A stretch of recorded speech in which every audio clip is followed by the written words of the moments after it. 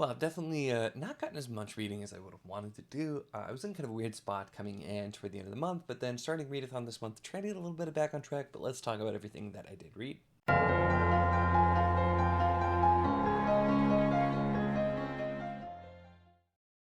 Hello and welcome to my channel. In this video, we're going to be doing a quick update on everything that I've read since the last update. So this kind of end of June, first week of July, everything kind of all at once because I did this sort of reading vlog thing that I was trying out, which I still don't know. I may try some more of those in the future, but right now I may, depending on how things go, just switch back to the weekly updates and we'll see. But here we have a quick update and talk about everything that I read. So I've not, like I commented, got as much as I would have liked read, but I feel like I haven't done that bad either at the same time. So the first thing is I did read, wrong hand, Crimes of Rooker Flynn by A.R. Witham. Now I did get an advance copy of this, although I finished it like the day it came out anyway. So I read a lot of it right before. And oh my goodness, was this not what I was expecting. Now this was in my my top 10 Q2 books, if you didn't see that, so you might have already seen me talk about this a little bit, but this really blew me away. And I do have a review coming. It was supposed to be out last week, but it's been kind of crazy. I had not had a chance to film, so it will be coming out this week for sure, a review of this book where I'll talk about it in a lot more detail, but just really good. I really enjoyed this. It was keeping going with Legend of Blackjack in a way, but also it was a little bit darker, a little bit more grown up, and just felt like a natural progression while going into all kinds of surprising avenues as well. So that's what we started with there. I then, thanks to the wonderful Books with Bangus Khan, who sent me this book, Darien by C.F. Iggulden, which is Con Iggulden, but writing under a slightly different name because this is fantasy. And so I've never actually read any Con Iggulden, so I was kind of curious. And this was really different. So this is a pretty short book, and I felt like it did really accomplish what I needed at the time of something short, something kind of different. And I will be doing a review of this as well because there are definitely some things I want to talk about here. This is one of those ones where I think it really, for what I was looking for, it was perfect, although it definitely had some issues, but I wonder how his historical fiction compares to this, because there are some things that definitely, the way they were written, felt almost like, I wonder if he did that because he's normally doing historical fiction and not fantasy. But this is very much fantasy, and as just these different characters who kind of are finding their paths intertwined, involving the city of Darien as well. And some big things happening, and quite a lot goes on in this book in a short time. So I'll definitely be talking about more about that as well. Going in there.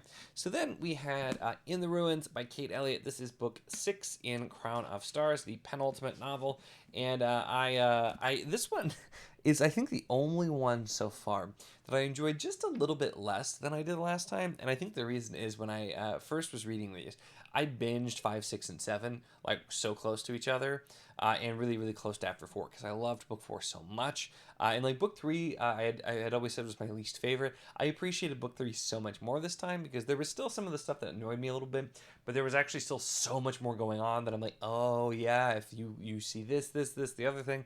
So I really enjoyed it. And then I just actually finished last night Crown of Stars, the final book, book 7, and I just I enjoyed the heck out of this so much. This is one of my favorite series. I think it is criminally underrated, and I was so happy to have a group that was reading and doing the buddy read with this. We were a small group, but everyone who seemed to really be enjoying, having a great time, and so I was so glad I'd have some others sharing this series with me, because it's just one that I've really enjoyed. And yeah, there's so much more I got this time with the foreshadowing, the little hints of the world building, the way some big twists are set up so well that it's like, is it even technically a twist? Because it was there if you were looking for it. And so rereading this was super rewarding, and I had a really fantastic time. And I'm really glad. I've been trying to do not too many, but at least some rereads to throw them in. And I enjoy it because rereading has always been something I've done a lot of, and I'll keep it going. And I don't know what the next one will be, but there's a good chance at some point we're gonna have another Words of Land Shadow read, even though it's been pretty recent, because it's been hard to not basically reread that constantly. Which, on that note, I've been just listening to bits and pieces of Curse of the Mistwraith on audio since it came out, just as my like little comfort read, and just here a little bit here, a little bit there. I haven't been like actively like reading because I know if I finish it, I'm gonna want to immediately continue into the next book, which I'm trying to avoid doing at this time because I have other stuff to get to, but that's definitely been going on as well. So then next up we had Small Town Problems by Chris Ritchie. And this was one that it was like right place, right time. He saw me specifically mention that like, I don't really know what I want to read. I'm like kind of in between, just looking for something short, easy to get through. And he's like, hey, my book is short and easy to get through. It's a novella, and so he sent it on over, and I'm like, sure, I'll give it a shot. And it worked out with Readathon being this month too. This is actually the first thing I read in the month, and it still took me several days, despite being quite short, just because it's newborn. Sometimes reading time is not a given, but this one was just it was so interesting.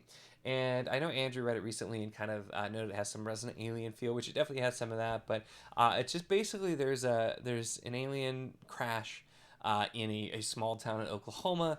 And it's just kind of how the locals interact. And so from the name of it, I kept thinking Letterkenny, and it's not like Letterkenny, but it's just, this group of people, small town, is somebody who's lived in small towns before as well too. I can definitely relate to some of it. And this was cute. This was fun. Something I enjoyed too. And I will be doing a full review talking more about it as well. But if you're looking for something just kind of different and light and easy to get through, that still has some heart, this is a good one for it. Like I said, watch out for a review coming there as well. So did do that one and enjoyed it. And then I have been doing a couple of things. So first off, Seasons of Albadown. I have been reading this for several days, and I've made very little progress, and mostly just because I have, like I said, had a ton of time for reading physical or Kindle. I've been getting through my audio, which is why I got through Kind of Stars so quickly, because I'm doing that reread on audio, because the audiobooks weren't out when I first read it physically. And so I've had more time for audio, like during the middle of the night, easier to focus on. And so Seasons of Albadown, I should be done with still very soon, because this is also a rather short book. But I like it so far. It's the way the world is set up and the writing style I am enjoying, although I'm still pretty early on. So I definitely look forward to finishing this soon, and then I'm sure I will end up doing a review about it as well. And then I did pop on what was very quick for audio, The Halloween Tree by Ray Bradbury, because can always use some more Ray Bradbury. I really enjoyed Illustrated Man. I talked about that a lot. And this one was okay. This kind of felt like a slightly darker after-school special, basically. I know there is a movie, I think, about this too, which I've actually not seen, but it was fine. I like the writing style. It still flowed really well, but ultimately it's about kids finding out, like, the true meaning of Halloween, basically. And I'm like, not quite what I was looking for. But it was okay. So I won't be doing a full review on it. I feel like it's one of those things. It was super quick. I was able to fit it for a readathon prompt too, and it like just barely was long enough to even count, but it is what it is. And then the other Bradbury that I already planned to read this month is Fahrenheit 451, which my library did not have the ebook or the audiobook, e-audiobook available, and so I went and got the physical copy, and then I realized they actually have the literal audiobook on CD, so I grabbed this as well. I tried a little bit of this, although it's questionable. I don't know if it's going to work because these discs are in terrible shape, which is why, getting CDs from the library is not the best. So I don't know that I'll be able to actually do that audio or not, but it's pretty short, and I'll probably end up doing physical. So I've started this and had done a bit, but not too far yet. I don't know if I've ever read this before. I thought I had, but it's not sounding super familiar, other than, obviously I know what it's about, but it's not sounding super familiar, so I'm not sure that I actually did read this or not. So yeah, that's kind of where we are there. Definitely will be planning to continue on that, and then we'll see. I have lots of other things as maybes for readathon. I don't think I'm getting through 20 books this month, which is okay, but we'll see where I end up otherwise with all of that. But that's it, what I've been reading lately. So let me know your thoughts on any of the books that I talked about, as well as what you've been reading lately as well, or what are some like short things that you've done that were really fun and good for a reset and kind of getting through there. Always can use more books like that as well.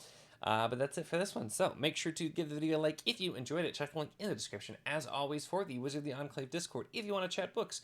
Whether these books, other books, really anything at all, it's a lot of fun and we'd love to have you. And of course, if you enjoy my content, make sure to subscribe.